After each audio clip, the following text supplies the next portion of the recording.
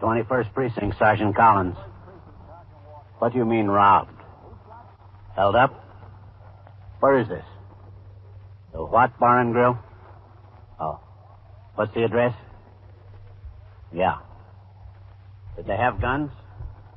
How many? You're in the muster room at the 21st Precinct, the nerve center. A call is coming through. You will follow by transcription the action taken pursuant to that call from this minute until the final report is written in the 124 room at the 21st Precinct. All right, just wait for the officers. They'll be right there. Yes, right away. They'll be right there.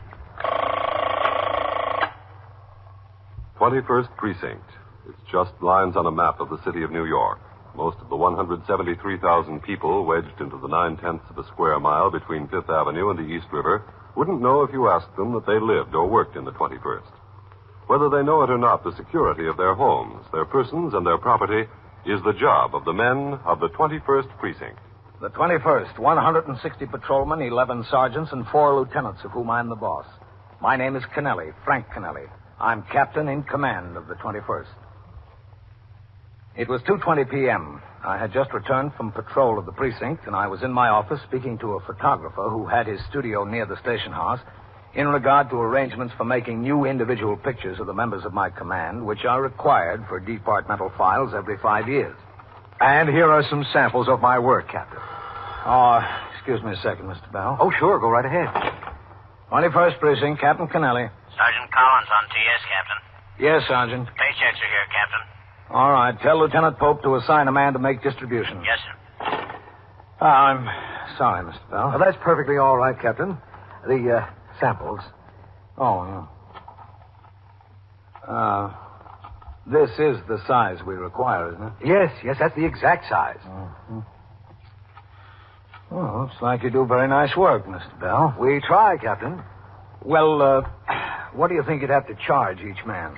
Let's see. You told me you had about 175 men to be photographed? Yeah, that's right. Plus about 15 members of the 21st Squad, the detectives. I imagine most of them might want to take advantage of the convenience. Well, to be perfectly honest with you, Captain, I'd be willing to give a very good rate to make the pictures. Mm-hmm. And hope to make my profit in case any of the men want to buy prints for their own personal use, the enlargements. Oh, well, that's understandable, but I don't want you pressuring anyone around here to buy prints. Oh, no, I won't. Oh, what do you think you charge each man? Well, let's say $2. Uh-huh. And included in that, I would furnish them with one glossy, the same size as the official picture. All right. That sounds fair enough, Mr. Bell. Good. We'll get you a room to work in on the 3rd floor. Oh, fine. Come in. Excuse me, Captain. Come in, Sergeant. Signal 30 just came over the air. Uh-huh. 3rd Avenue near 68th. An armed robbery at a bar and grill. Bartender and customers are holding a suspect. All right, I'll go. Captain? Oh, Mr. Bell, Sergeant Collins will take you to see Patrolman Archer. He's the 124 man. Sergeant, tell Archer to get Mr. Bell set up and going with the photograph. Yes, sir. I'll get a car in for you, Captain. All right, you do that. Cassidy. Yes, Captain. Are you going over to that armed robbery? Yes, sir. Goldman and I. Do you want to ride? Yeah, okay. Never mind the car, Sergeant. I'll go over with the detective. We're parked right on. My. You certainly move fast around here, don't you? When things happen fast, you move fast. Well, I guess that's life. Yep. Life and then some. We were at the scene of the holdup within 5 minutes. Patrolmen Owen Kenny and Ernest Pagano in sector car number 3, the first to arrive in response to the radio signal, had taken custody of the suspect being held by the bartender and 2 customers. She was a young woman, hardly 20 years old. The victim and witnesses had told Sergeant Waters and other officers that the young woman, in the company of 2 men, also in their 20s, came into the place shortly after 1 o'clock and ordered drinks. When the lunch hour rush had dwindled to 2 patrons, the men got up from their booth, walked to the bar, flashed a gun, and held up the place.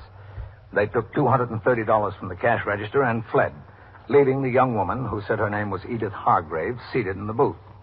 Detectives Cassidy and Goldman began the investigation, and Edith Hargrave was taken from the scene of the holdup to the 21st Squad, where Detective Cassidy was in the process of making her fingerprints. All right, honey, it's not that bad. Just hold the handle limp and let me do the work. Don't stiffen up like that. I'm trying. That's it. Limp. Now give me the whole hand. Limp, that's it. Relax. Okay, that's all. Wash up over here. Where? Over here, Edie. Yes. There's soap and there's towels. Yes, sir. What about the lieutenant? Is he still tied up? Yes, he is. Just plenty of that soap, Edie. That stuff comes off hard. Yes, sir. Very hard. Want to change your mind about anything, Edie? What do you mean, change my mind? There's towels. I mean about how you told us you were never arrested before. I never was. Use the towels. Your hands will get chapped. Never was. Honest. All right, we'll see. Honest. Well, like for everything, there's always got to be a first time in there. In the trash basket. Okay, Edie. Come on. Yes, sir. Oh, I can take my purse, can I? Sure, bring it along. You're sure now before we get any farther? All right, sit down here. Yes, I'm sure. Here, Edie, sign this card here. What is it? What am I signing? It just says that you verify that these are your fingerprints. Oh. Where am I going now?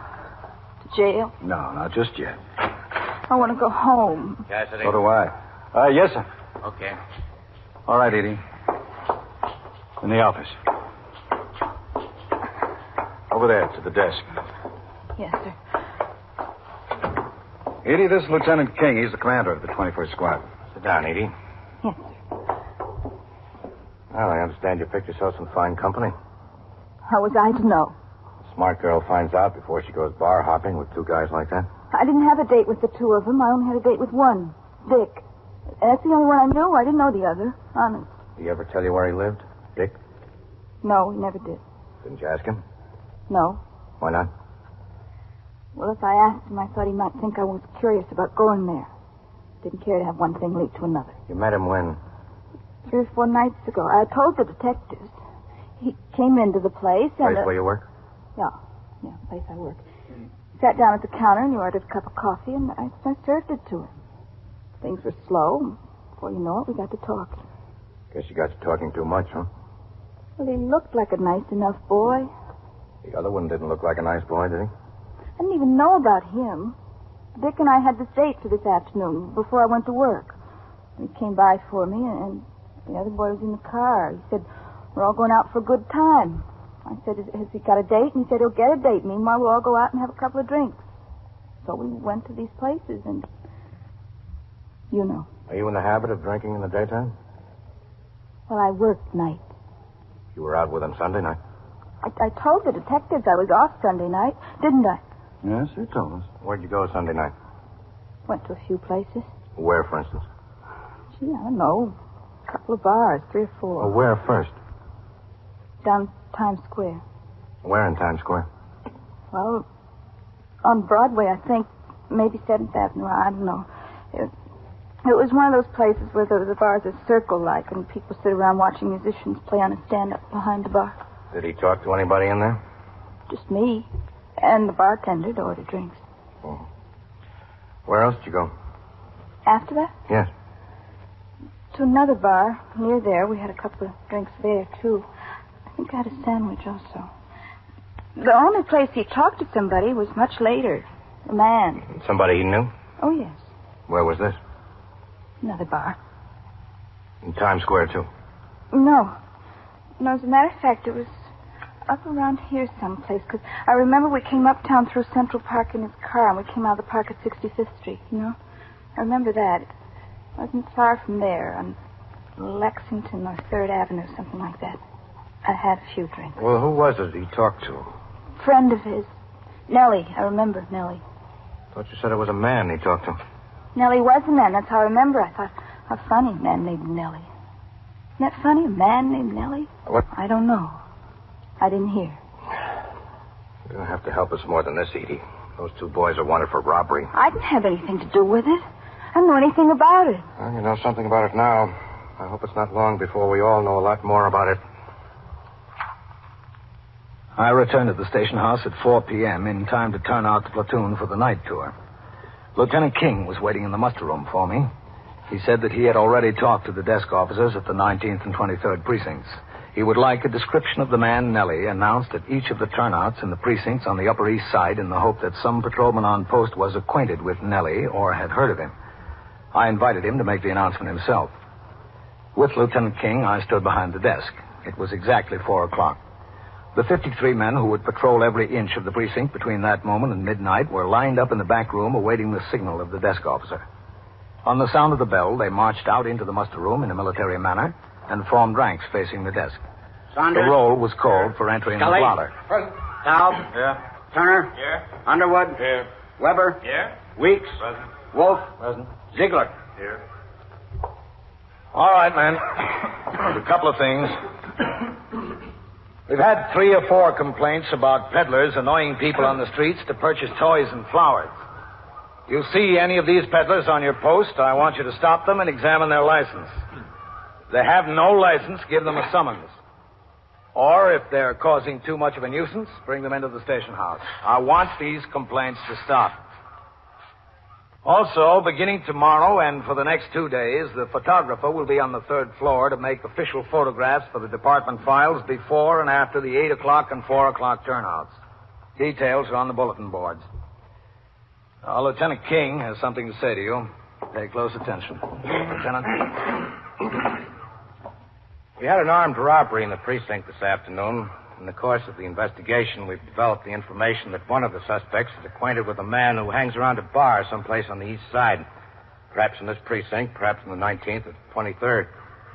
We'd like to locate the acquaintance in the hope he could lead us to the suspects. The acquaintance is described as about 35 years old, 5 feet 8 inches, and 150 pounds. He has brown hair, rather thin on top. We know he goes under the name of Nellie. On your posts, have any of you men run into a man of that description known by the name of Nellie? Lieutenant? Yes, Weber? Are you acquainted with a man named Nellie answering that description? Yes, sir. All right, you stay here. You're temporarily relieved from your post. Yes, sir. Sergeant, post the platoon. Platoon. 10 shut. Right face. Forward heart. Weber, Yes, sir, Captain. come on to my office. Matt? Counting, Captain. Okay. Go ahead. Yes, sir. Which is your post, Weber? Number 11, Lieutenant. You know a Nellie, hmm? Yes, sir. He's one of the guys that hang out around there. Has he ever given you any trouble? No, he stays pretty clear of me, Captain. What does he do? He says he's a mechanic. He might be working at it, I don't know. Hangs around 2 or 3 bars there every night. Mm-hmm. Had some information that he was hustling policy slips once a couple of months ago. Reported it, and the plainclothesman checked him out. Nothing to it, I heard. I do know he's done time. Oh? For what? Receiving stolen goods, Lieutenant. Recently? A couple of years ago, he got out. Wouldn't be surprised if he still gets into a deal once in a while. That's not his real name, is it, Nellie? No, sir, it's a nickname. His name's Bevan. Nelson Bevan. Oh, Captain, could we borrow Weber to work with us tonight? oh, sure, Matt, if you need him. I'd like to send him up there with either Cassidy or Goldman to look around for Nellie. Know where he lives, Weber? No, sir, just where he hangs out. All right, that's good enough. We'll find him. Okay, Weber. Change into your civilian clothes. You got your work cut out for you. You are listening to 21st Precinct, a factual account of the way police work in the world's largest city. Men, we're offering you an opportunity to study the various operations and applications of the Mannheim Slide Rule. Well, perhaps this offer wouldn't appeal to the average clerk, journalist, or administrative specialist. But to the man engaged in technical or scientific work, it would mean something. If he were not already familiar with the Mannheim Slide Rule, he would be interested. He'd want to know how he could take advantage of the offer. He'd know that a working knowledge of the Slide Rule would be of considerable help to him in his job. He'd learn that the person to see is his education officer, who would tell him that the course in the application of the Mannheim-type Slide Rule is offered by USAFI. He'd fill out an application to enroll in the course and take the first step toward power through knowledge with USAFI. Yes, he'd do that, if he were smart. Now back to 21st Precinct and Captain Frank Kennelly. As instructed, Patrolman Weber changed to his civilian clothes to assist detectives in their search for Nelson Bevan, also known as Nellie. While Detective Goldman sought information on Nellie through other means, Patrolman Weber took Detective Cassidy to the bars where he thought Nellie was a regular patron. The proprietor of one place told the officers that Nellie was indeed a steady customer and that he came into the place late almost every afternoon between 5 and 5:30. The two officers took a booth in the back of the place and waited.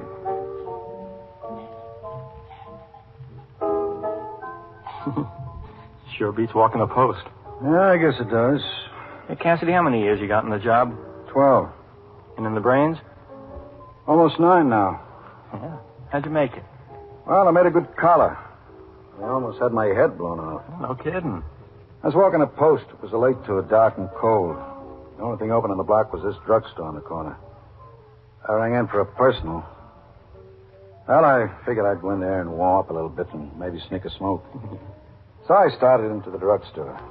There were these 2 guys in there, and the doc had his hands high in the air. Wow. So I get out my gun. I don't ask any questions. They start shooting at me, and as soon as I come in the door, but I dropped one of them with my first shot and hit the other one with about the 4th or 5th. One of them was dead by the time the ambulance got there. The other's still in Sing Sing. Just got a letter from him last week. That was some collar. Yeah. Old Commissioner Valentine showed up at the station house at 4:30 in the morning. Patted me on the back and made me a detective on the spot. Mayor LaGuardia had me down to City Hall the next day. For tea. Well, I'm trying to make it the other way. I'm going to Delahanty's now, studying for the sergeant's examination, and that's Nellie. Yeah? He just stepped up to the bar. Brown overcoat. Uh-huh. All right. Let's go talk to him. Okay. Keep it social for now. Let me spring it on him. Okay? Okay, sure. Hello, Nellie.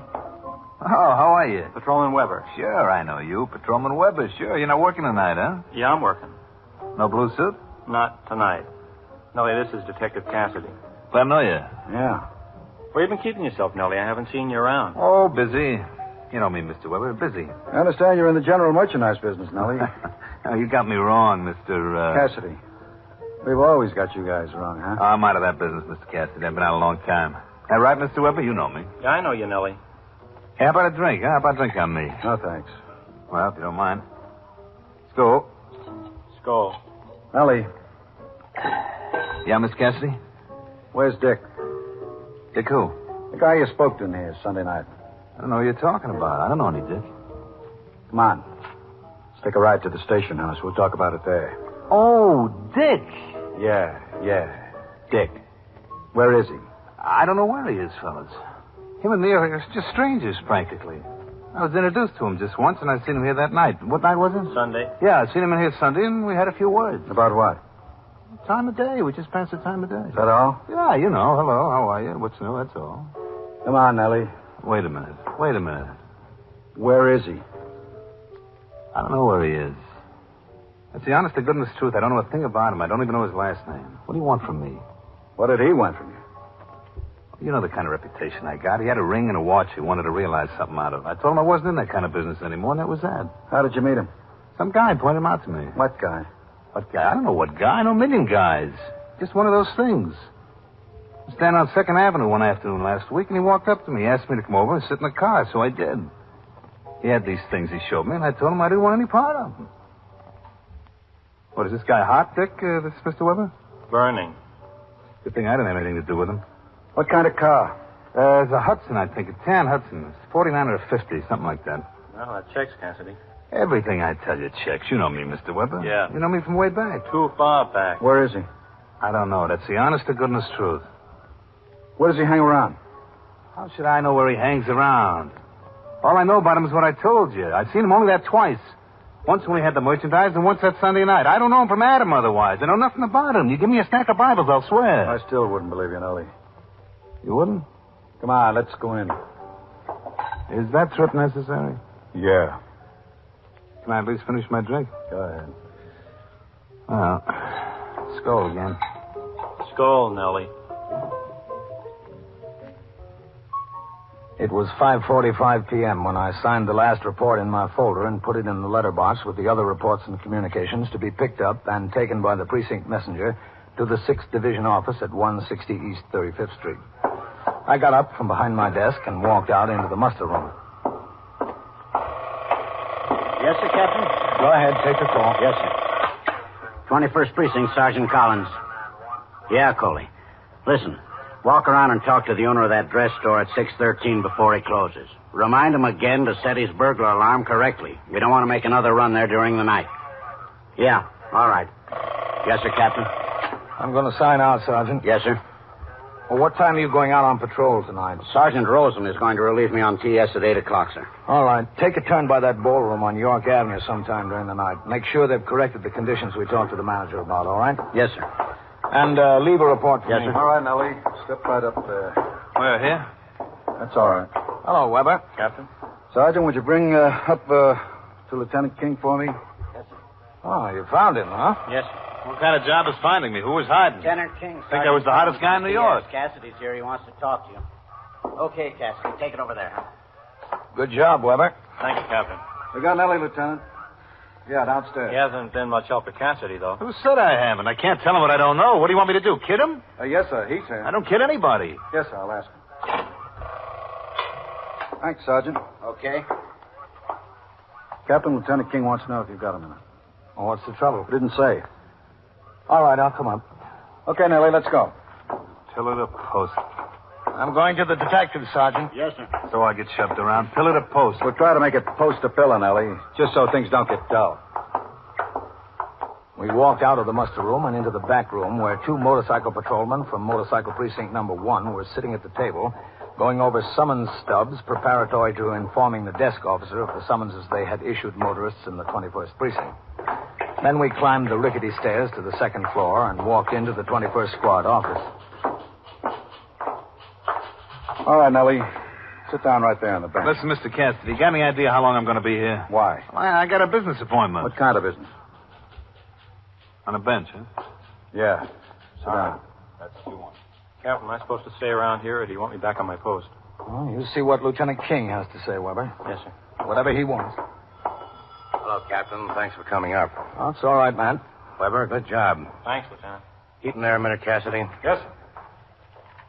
Captain, it's that Edith Hargrave. Oh? We checked out her prints. She's never been in trouble. I'm sure she's telling a straight story about this fellow, Dick. Uh-huh. Her boss called me. He says he knows you. A fellow named Audley. Runs a restaurant up on Lexington Avenue in the 80s. Oh, yes, I know him. She waits tables there. Audley said he'd vouch for her.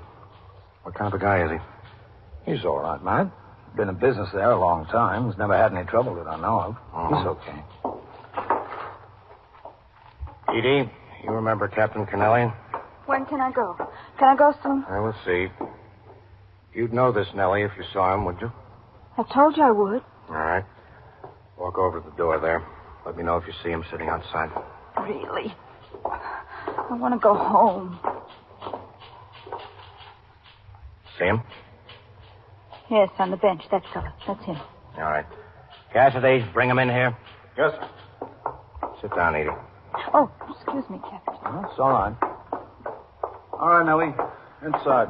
Pillar to post. Shut the door, Cassidy. Yes, sir. This is Lieutenant King and Captain Kennelly. Nellie Button. Gentlemen? Know this young lady, Nellie? She looks familiar, I'll say that. She was with Dick on Sunday night when he met you. Was she? You know I won't. All right, Nellie, you can save yourself a lot of trouble. We want Dick and the guy he was with. We want them in a robbery this afternoon, and we think they're right for 5 or 6 more. Now, where is he? I said I know where he is. I don't know him that well. Look, mister, I don't want to waste any time with you. You told the officers he drives a 1949 or 50 Hudson painted tan. If you know that much, you know a lot more. How could I know a lot more? I seen the car. You know where he stays. He told you where he stays, didn't he? No. Well, where do you think he stays? What, do you want me to speculate? Yeah, speculate. We'll go from there. Well, once in a conversation, he said he parked his car at nights near that museum over there. You know, on the west side, right off the park? Museum of Natural History? Yeah, that one. So? So if he parks his car there at night, he must stay around there someplace, don't you think? I don't know what to think, Nellie. We'll see what we can find out. The interrogation of Nelson Bevan, also known as Nellie, continued. Meanwhile, Lieutenant King had Patrolman Weber take the girl Edith Hargrave to a restaurant for a meal. After listening to the questioning for some minutes, I went downstairs, signed the blotter, and left the precinct to go off duty. At the end of an hour, Lieutenant King had gotten no more information from Nellie on the whereabouts of the suspects. He concluded that Nellie knew no more. It was decided to trace the suspects by attempting to locate the car parked on the street in the vicinity of the Museum of Natural History, located on the west side of Central Park between 77th Street and 81st Street. Inasmuch as this location was out of the 21st, the commanders of both the 20th and 24th detective squads were called. Each furnished 2 detectives, and with 4 men from the 21st, the search of the streets began later that night. Because of his work on the case so far, Patrolman Weber continued temporarily as the partner of Detective Cassidy. Shortly before midnight, they were cruising on Columbus Avenue looking for a 1949 or 1950 Hudson painted tan. Suppose we go up to the corner, take a right, and come back in the next block. Okay, Weber? Yeah, sure. We might be batting our brains out for nothing. Wouldn't be smart for them to hold on to that car any longer. They know we've got the girl. You give them credit for being smart, leaving her in the bar like that, taking her along on a robbery. Some of them get smart at strange times. Take a right, huh? Hey, Cassidy, look up there. Go on, straight through. 49 Hudson. Pull up ahead of it. Yeah. Let's have a look. I'm right with you. Of course, I grant you that not everybody owns a Hudson, but there's a few of them around. Yeah. Fill the hood. Warm? Well, I'll try the door. Uh-huh. Well, what's the matter? This could be the car. Girl said she remembered a little blue knob on the steering wheel, like that one.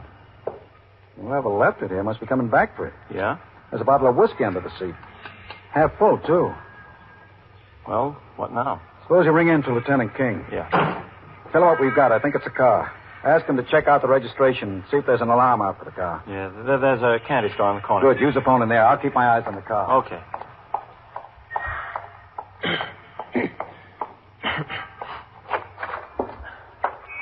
Good evening.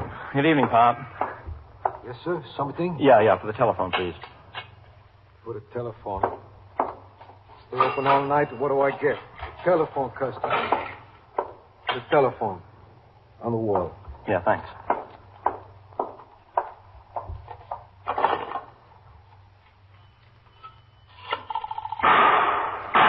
Hey, what's that? I'm a cop. Get help. Hey, listen. Cassidy!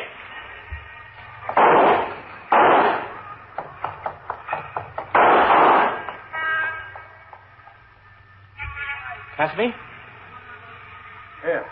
Behind the car. Get that one's gun. How is he? Through the neck. Don't bother with that other one. I got his gun. You hit? Yeah. Not bad, I don't think. Here, let me see. In the shoulder, that's all. They came back as soon as you went inside. They started blazing away. You sure handled them, though. Yeah. Well, here I go again. Tea with the mayor.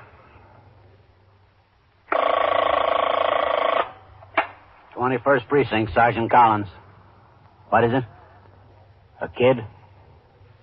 Who's the driver, you? He was what? Riding a bicycle? And so it goes, Where around the clock, through the week, every day, every year. A police precinct in the city of New York is a flesh and blood merry-go-round. Anyone can catch the brass ring, or the brass ring can catch anyone. 21st Precinct, transcribed. A factual account of the way the police work in the world's largest city is presented with the official cooperation of the Patrolmen's Benevolent Association, an organization of more than 20,000 members of the Police Department, City of New York. Everett Sloane in the role of Captain Kennelly, Ken Lynch as Lieutenant King. Featured in tonight's cast were Elaine Rost, George Petrie, Jack Orison, Santos Ortega, Mandel Kramer, and Michael Dreyfuss. Written and directed by Stanley Niss. Art Hanna speaking.